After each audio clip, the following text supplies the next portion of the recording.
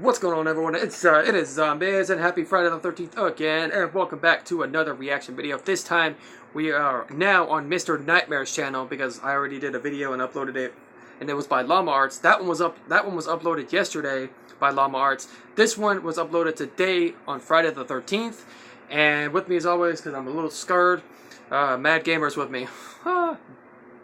Hey, what's going on, guys? So yeah, with that being said, we're going to go ahead and look at this new video that he just uploaded about an hour or two ago. It is called 4 Disturbing True Playground Horror Stories. Let's get it! Let's get it. Here we go. I'm ready. My body's ready. Wait, it said there's... Wait a minute.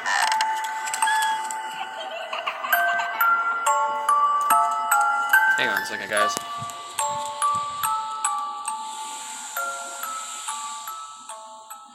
When I was 17 in my last year of high school, I was finally starting.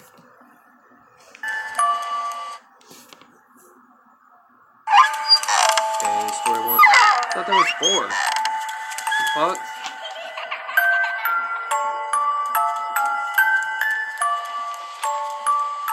I'll keep track, it's okay. It's on the corner. When I was Also, if you guys want to watch the original video by Mr. Nightmare, be sure to check out Mr. Nightmare and Llama Arts. Check out both videos I'm uploaded. These two videos that are uploaded. Be sure to check them both out. They make really good content. Subscribe to them, show them some love. And then, yeah, let's get to this 17 shit. in my last year of high school, I was finally starting to hit things off with a girl I liked. I'll call her Lynn. Lynn was a big pot smoker. At the time, it really wasn't my thing, but I went along with it just because. I live a couple blocks from her, so I always walked before I got a car. Across the street from her house is a park. Commonly at night, she'd instant message me on AOL to come hang out at the park. Sometimes we'd just sit on the playground at night and talk for hours. Sometimes she'd convince me to smoke with her. It was always such a private place to hang out and talk, especially at night. A line of thick trees surrounded the playground as well, creating a wall of sorts. Well, one night we both snuck out around 12 and met at the playground in the park. We talked for a while. Then Lynn perked up, playfully hit me on the shoulder, and said we should play hide and seek. It may sound immature for a couple seniors in high school to play hide and seek, but it just seemed like it would be fun. She told me to go to the trees and count to 30. Hey, hide and seek's When I fun, was no matter done, how my old you are. first Fuck it. instinct was, of course, to check the playground. And if she wasn't there, I'd move on to the picnic bench area. We always had flashlights on us when we went to the park, because this was before everyone had phones with flashlights in their pockets. I stepped from the grass onto the wood fiber mulch surrounding the playground. I aimed my flashlight up to the playground, because I guess I was too lazy to go up there if I didn't have to. You know those big plastic circular things with a bunch of tiny holes in it that a lot of playgrounds have? Maybe not. But there was one of those things up at the highest level of the playground, and through a bunch of holes, I could see what appeared to be skin and a jacket. But what stood out the most was her eye peering through one of the holes. Instead of going up there right away, I decided it would be fun to kind of mess with her. I waved the flashlight around the playground, pretending like I didn't see her. I was going to walk to the picnic area, turn on the flashlight, walk around to the trees, back to the playground, sneak up on her, and scare the living daylight out of her. Don't ask me why, I just wanted to. I walked to the picnic area, shut off the flashlight, and snuck back over to the playground. I was careful not to make noise as I crept through the wood chips that the playground sat on. Before I could even step foot on the first platform of the playground, something grabbed my arm and pulled me. I actually screamed, but stopped when I heard Lynn's laughter. I turned on the flashlight and was relieved to see it was her. The prank obviously backfired completely. After that, we went back up to the second level platform of the playground that we always chilled in. I asked her if she knew that I saw her behind that plastic thing at the top of the playground, but she was confused. She acted as if she never went up there. I explained to her that I saw someone up there. We both looked up as the tiny creaking sounds we had been hearing every so often suddenly made a disturbing amount of sense. I aimed the light up there, which revealed someone's head hunched over the railing of the platform above us. At the same time, we heard footsteps kicking the wood chips around right below the platform we were sitting on.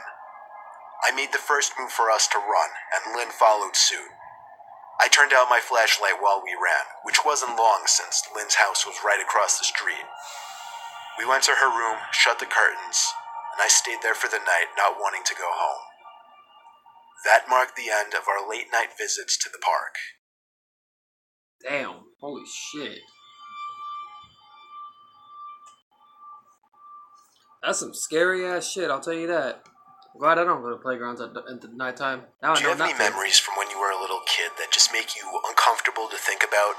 Especially since you were so young at the time that you didn't know any better? Well, this is mine. My mom used to take me to this really big playground in my town. And when I say really big, I'm not exaggerating. It was probably the biggest playground you'd ever see. If only I knew the name of it. The playground was entirely wooden, and every Saturday and Sunday there would be at least 50 kids playing across that it, is a nice with the ass parents all playground. tucked away in the shaded area reading their magazines and whatnot. Fuck yeah. One typical busy day at the playgrounds, I was running along a big open platform when an older woman stopped me and said hi. She kept going on and on about how cute I was, and how she loved my blonde hair. It started to seem like she knew me based off the way she was talking to me. And then she told me that my mom left and that she told her to take me home. Keep in mind I was only 6, so I believed her. The woman took me to the parking lot, to an old station wagon where a man, I now presume to be her husband, was sitting in the driver's seat. He acted all friendly to me as the woman motioned me into the back seat, but I remember him yelling and lecturing at her about something. The man drove very aggressively and quickly as he was leaving the parking lot. We came to the light at the exit of the park. It was red. Just then, a car pulled up behind us and laid on the horn. I looked behind us, and it was my mom's car. The man blew through the red light, which even I picked up on, and started flooring it down the streets. I started to cry and scream as I realized my mom didn't know these people. Not long after, the man pulled the car over and yelled at the top of his lungs at me to get out of the car. I opened the door, still crying my eyes out in fear. My mom pulled up next to me, ran out of the car, and hugged me. In the heat of the moment, she didn't get the tag number, nor was she able to call the police since this was 2001 and there were no cell phones. I really wish I didn't remember this day so clearly. Did he say there were no cell I would have phones? Hold on a minute. Able to call the police since this was 2001 and there were no cell phones. How the fuck were there no cell I really phones wish in I didn't 2001? remember this day so clearly. Hang on a minute. I would have rather...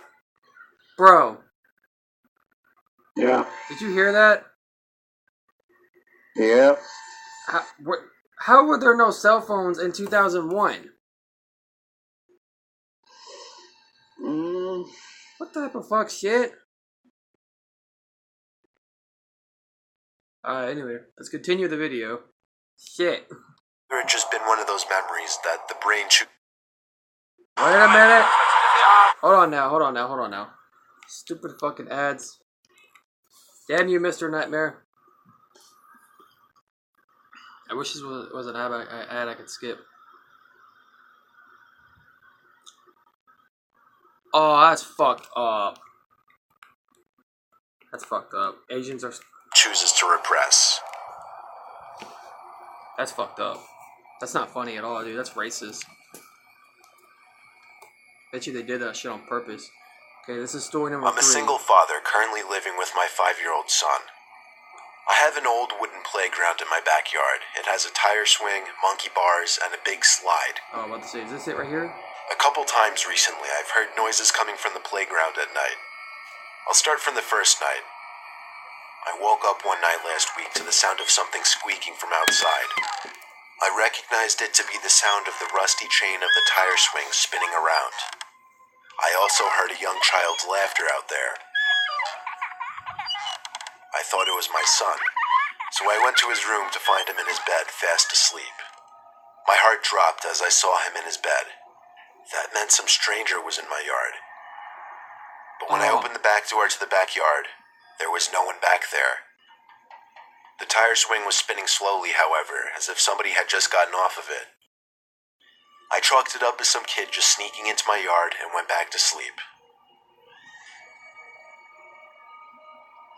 The next night, however, I woke up again to the sound of someone stomping up and down the slide, once again accompanied by the sound of a child's laughter. I checked my son's room once again to find him in bed. This time I thought I'd be a little smarter about it and check the window first before going outside. Nothing was out there, though. Not on the playground, at least. I still went outside anyway just to make sure.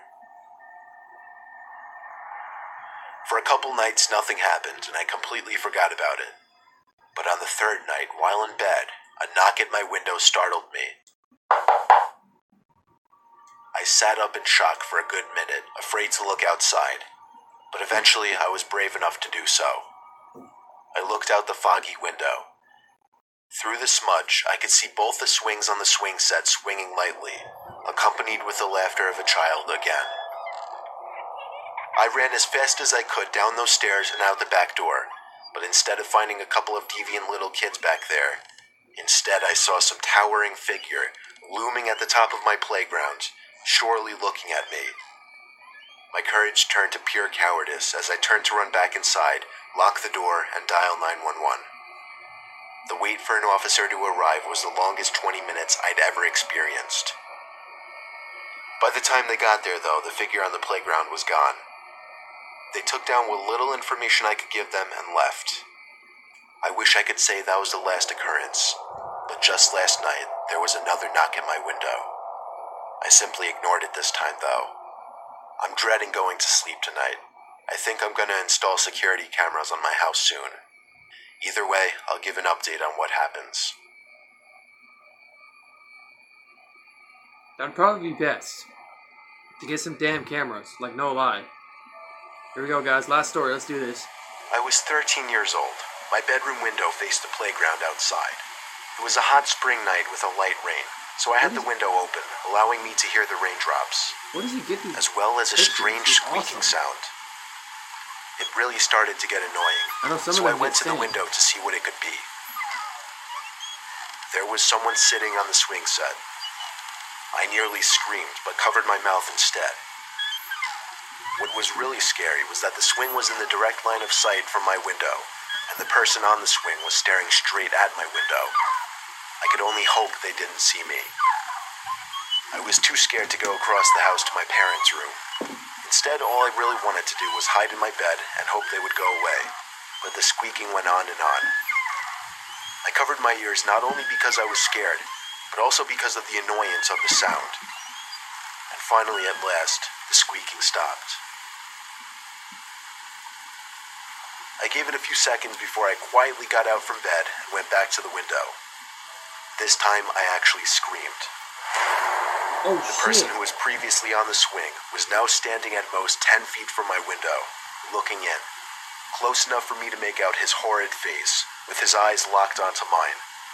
But only for maybe a second or two, because I went straight to my parents' room, screaming for my dad the whole way. My dad looked out the window, then went outside. He came back in 5 minutes later and said there were boot marks under the swings where a patch of mud accumulated, but he couldn't find the person who made them.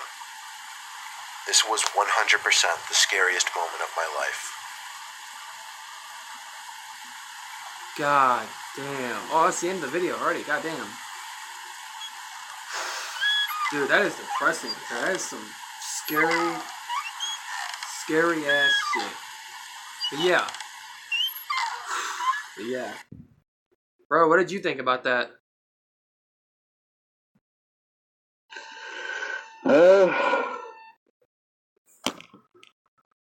I don't want to go to a playground no more. No. But yeah. Thank you guys so much for watching, though. If you did enjoy this video, be sure to check out the original video. I mean, even though I don't edit my videos, you know, you can watch it with me over. But if you don't want to watch it with me, you know, see looking at me or hearing me talk and everything, me and Mad Gamer talk, be sure to check out the original video and subscribe to Lamart and Mr. Nightmare. They're both really good. They make really badass content. They're like my favorite YouTubers right now that do this type of stuff. And yeah, there's just a bunch of cool bunch of cool shit on their channel. But yeah, if you guys enjoy, please give it a like, subscribe to me if you're not. Check out the original video, and as always, yeah, you guys stay awesome. We love you guys, and peace out. Catch you there, guys.